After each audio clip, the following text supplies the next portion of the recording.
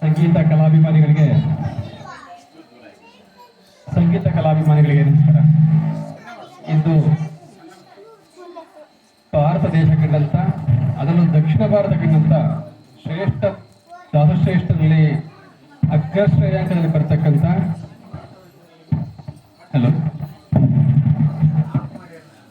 ಇಬ್ಬರು ದಾಸಶ್ರೇಷ್ಠರ ಆರಾಧನಾ ಮಹೋತ್ಸವನ್ನ ಇಲ್ಲಿ ಹಮ್ಮಿಕೊಂಡಿದ್ದೇವೆ.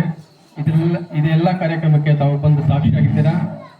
ಈ ಎಲ್ಲ ಕಾರ್ಯಕ್ರಮ ಯಶಸ್ವಿಯಾಗಲಿಕ್ಕೆ ನಮ್ಮ ಅರಸೀಕೆರೆಯ ಸರಸ್ವತಿ ಗಾನ ಕಲಾವಿದರಿಂದ ಈ ಕಾರ್ಯಕ್ರಮ ಆಯೋಜಿಸಿ ಎಲ್ಲ ಮಕ್ಕಳಿಗೆ ಸಂಗೀತದ ರಸದೌತಣವನ್ನು ಪಡಿಸಿದ್ದಾರೆ.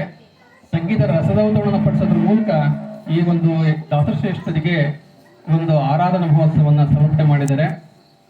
ದಾಸಶ್ರೇಷ್ಠರ ಪುರಂದರದಾಸರಾಗಿರ್ಬೋದು ಅಥವಾ ತ್ಯಾಗರಾಜರೇ ಆಗಿರ್ಬೋದು, ನಾವು 2 ಸಾಲಲ್ಲಿ ಅಥವಾ ಕೆಲವಾರು ನಿಮಿಷದಲ್ಲಿ ಅವರ ಒಂದು ಜೀವನ ಚರಿತ್ರೆಯನ್ನು ಮಾತಾಡ್ತೀವಿ ಅಂದರೆ ಸುಳ್ಳು.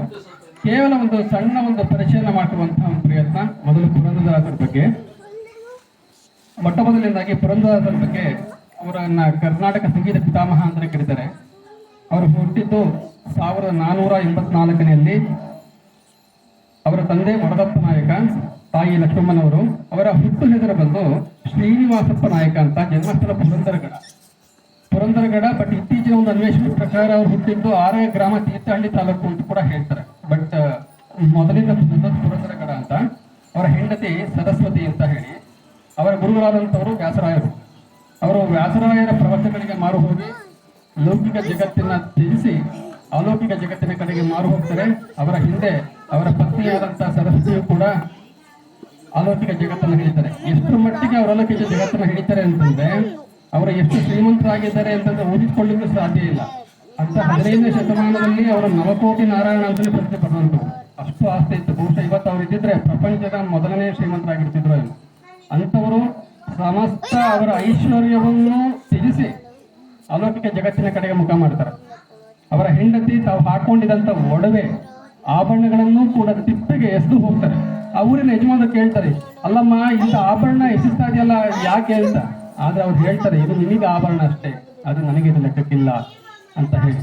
ಇಂಥ ಶ್ರೀಯುತರು ಮುಂದೆ ಅವರ ಅಂಕಿತ ನಾಮವಾದ ಪುರಂದರ ವಿಠಲ ಅನ್ನೋ ಅಂಕಿತ ನಾಮದಲ್ಲಿ ಸಾಕಷ್ಟು ಎಷ್ಟು ಕೀರ್ತನೆಯನ್ನ ಬರೀತಾರೆ ಅಂತಂದ್ರೆ ಸುಮಾರು ಆ ಕೀರ್ತನೆಯ ಸಂಖ್ಯೆ 5 ಲಕ್ಷ ದಾಟತ್ತೆ. ಇದನ್ನ ಊಹಿಸ್ಕೊಳ್ಳೋಕೆ ಸಾಧ್ಯ ಇಲ್ಲ. ಯಾರೋ ಅವ್ರು ಕೂತು ಎಲ್ಲೂ ಬರೆದಂಥದ್ದಲ್ಲ. ಅದು ಅವರು ಏನು ಬಾಯಿಗೆ ಬಂತೋ ನಾಮಸ್ಮರಣೆಯನ್ನ ಮಾಡ್ತಾ ಮಾಡ್ತಾ ಅದು ಏನು ಹಾಡಾಗಿ ಹುಟ್ಟುವಂತೋ ಅದು ಅದೇ ಹಾಡಾಗಿ ಮಾರ್ಪಾಟಾಯ್ತು. ಇದನ್ನ ಮುಂದೆ ಬಂದಂತ ವಿಜಯದಾಸರು ಕೂಡ ಹೇಳ್ತಾರೆ. ಸುಮಾರು 5 ಲಕ್ಷಕ್ಕೂ ಹೆಚ್ಚಿನ ಕೃತಿಗಳು ಪುರಂದರದಾಸರ ಕೀರ್ತನೆಗಳು ಇದೆ ಅಂತ ಹೇಳಿ. ನಾವು ಜೀವಮಾನ ಪರ್ಯಂತ ಕೂತು ಕೇಳಿದ್ರು ಕೂಡ ಅದು ಮುಗಿದಿಲ್ಲ, ಅಷ್ಟು ಕೀರ್ತನೆಯನ್ನ ಬರೆದಿದ್ದಾರೆ. ಮುಂದೆ ಈ ವ್ಯಾಸರಾಯರು ಅವರ ಗುರುಗಳಾದಂಥವರು ಪುರಂದರೋಪನಿಷತ್ ಅಂತಾನೆ ಅವರ ಗ್ರಂಥಗಳಿಗೆ, ಅವರು ಬರೆದಂತಹ ಕೃತಿಗಳಿಗೆ ಒಂದು ಉಪನಿಷತ್ತಿನ ಭಾಷ್ಯದಲ್ಲಿ ಅದೊಂದು ಹೆಸರನ್ನ ಕೊಡ್ತಾರೆ. ಇಂಥ ಮೇಧಾವಿಗಳ ಇವತ್ತು ಆರಾಧನಾ ಮಹೋತ್ಸವ ನಾವು ಹಮ್ಮಿಕೊಂಡಿದ್ದೇವೆ. ಇಂತಹ ಮೇಧಾವಿಗಳು ಮುಂದೆ 1564ರಲ್ಲಿ ಪುಷ್ಯ ಬಹುಳ ಅಮಾವಾಸ್ಯೆಯ ದಿವಸ ಅವರು ಮರಣವನ್ನು ಹೊಂದ್ತಾರೆ. ಇಂಥ ಶ್ರೇಷ್ಠ ವಿದ್ವಾಂಸರ, ಶ್ರೇಷ್ಠ ಏನಂತ ಹೇಳ್ಬೋದು, ಪುರುಷೋತ್ತಮರ ಒಂದು ಆರಾಧನಾ ಮಹೋತ್ಸವವನ್ನ ನಾವೆಲ್ಲ ನೋಡಿ ಕಣ್ತುಕೊಂಡಿದ್ದೇವೆ. ಇಂತಹ ಕಾರ್ಯಕ್ರಮದಲ್ಲಿ ನಾವೆಲ್ಲ ಭಾಗಿಯಾಗಿದ್ದೇವೆ. ಇಂತಹ ಕಾರ್ಯಕ್ರಮಕ್ಕೆ ಭಾಗಿಯಾಗಲಿಕ್ಕೆ ನಮಗೆ ಅವಕಾಶ ಮಾಡಿಕೊಟ್ಟಂತ ಸರಸ್ವತಿ ಗಾನ ಕಲಾವೃಂದದ ಆಯೋಜಿಸಿದಂತಹ ವಿದುಷಿ ಶ್ರೀಮತಿ ಲಕ್ಷ್ಮಿಯವರಿಗೂ ಕೂಡ ನಾವು ಸಂಪ್ರದಾಯದ ಧನ್ಯವಾದಗಳನ್ನು ಅರ್ಪಿಸ್ತಾ ನನ್ನ 2 ಮಾತನ್ನು ಮುಗಿಸ್ತೇನೆ. ನಮಸ್ಕಾರ.